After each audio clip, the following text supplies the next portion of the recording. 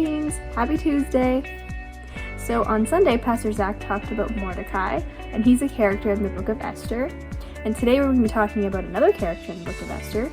No, it's not Esther. We're going to be talking about a guy named Haman. So Haman, he was really high up in the command chain under the king. So because Haman was a very respected official, he was supposed to be bowed down to. So when he went through the streets or whatever, people were supposed to bow down to him. And the thing is, Mordecai, who Pastor Zach just talked about on Sunday, he actually did not ever bow down to Haman. And this made Haman furious. He was so angry. So Haman hated Mordecai, hated him, to the point that he wanted to kill Mordecai. But he knew that he couldn't just execute Mordecai for not bowing down. So he decided to come up with this plan to execute all of Mordecai's people, all of the Jews. And so Haman, he went to the king, and he was like, "Hey king, I have a request. There are a lot of people who are these Israelites out there, and they're not totally respecting all of your laws." And the king said, "Okay, well I guess we could probably do something about that." So listen to this. This is the crazy part. So Haman said to the king, "I will pay you 10,000 talents of silver if you can put a law in place that means that Israelites can be executed."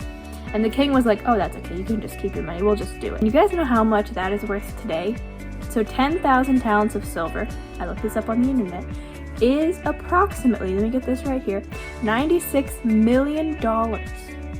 Imagine hating someone so bad that you would put that much money down to get rid of them. That is crazy. So pretty much, as you know, Haman was kind of wild.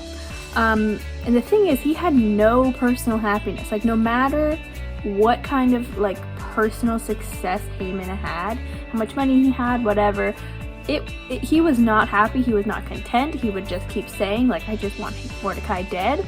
That's the only thing that's gonna make me happy." So one day his wife was like, "Hey, why don't you just put a big pole up outside? We can impale him on it." And so he was like, "Oh, that's great. I like that idea." And so that was the only thing that made him happy. Thinking about Mordecai dead was the only thing that made Haman happy. So at the end of the story, and you'll hear more of this in depth when we do go over Esther's part of the story, but basically, remember that law that Haman wanted to be made, that he paid all that money for, so that all the Jews would be killed, so that Mordecai would die, all these things. The king found out that his queen was actually also an Israelite, also a Jew. The king was very furious that Haman would have his own wife killed. The king asked his servants, "Hey, we need to kill Haman now. Where can we do this?" And they were like, "Oh, I think he made a pole outside of his house. Why don't we just kill him on that?" And the king was like, "Good idea." And so that's what they did. The very means that Haman wanted to kill his enemy with, Haman ended up dying on. So there's a passage I'm going to read to you guys from Galatians. This comes from Galatians 6, verses 7 and 8. It says, "Do not be deceived. God cannot be mocked. A man reaps what he sows. Whoever sows to please their flesh, from the flesh will reap destruction. Whoever sows to please the Spirit, from the Spirit will reap eternal life." So Haman, he put everything he had into hating Mordecai. He put all of his time, all of his happiness, all of his money into hating Mordecai. And so this was kind of him pleasing his flesh. His flesh was saying, "I'm so mad, I want to hate this guy." And in the verse here, it said that if you invest into your flesh, what you're going to get out of that is destruction. And that's what happened to Mordecai. He ended up destroying himself over his hatred for Mordecai. So I just have a small illustration for you guys to wrap up this point. Have any of you out there played Mario Kart?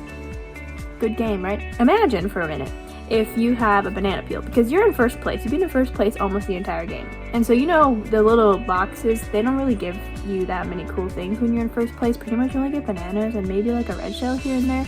But if you're further back, you get very cool things like a blue shell or the rocket or whatever. So yeah, you're in first place, you only have a banana, you go to drop it. You're passing the finish line into your final lap, and you drop the banana just before the finish line. And so you're going, you're still in first place, and you're rounding the corner, you're almost back at the finish line, and the person in second place is kind of gaining on you, and you're like, oh no, I gotta win this, I've been winning the whole time. All of a sudden, who would have known, you run into a banana peel, and you don't know this maybe you do. It was the banana peel that you actually put out on the track.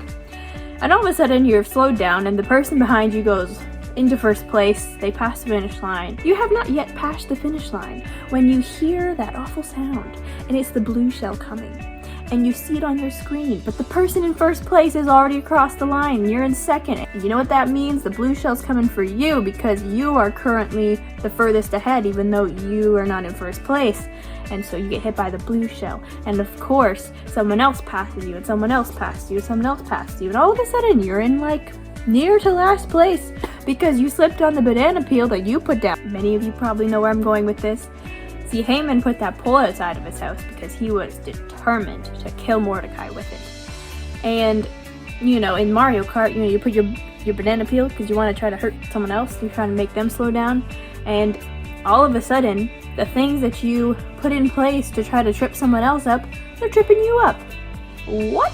So what we can learn from Haman is that he was not displaying the fruit of the spirit of love in any way. He was actually showing us what it's like when you don't love and when you just hate. The thing we can take away and learn from Haman's story is that hating people really gets you nowhere but hurt yourself in the end.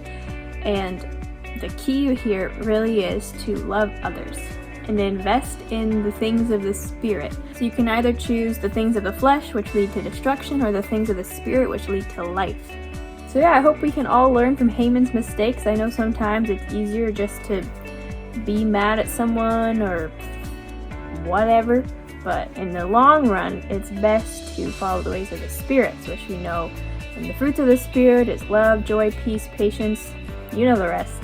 And if you don't, look it up in Galatians.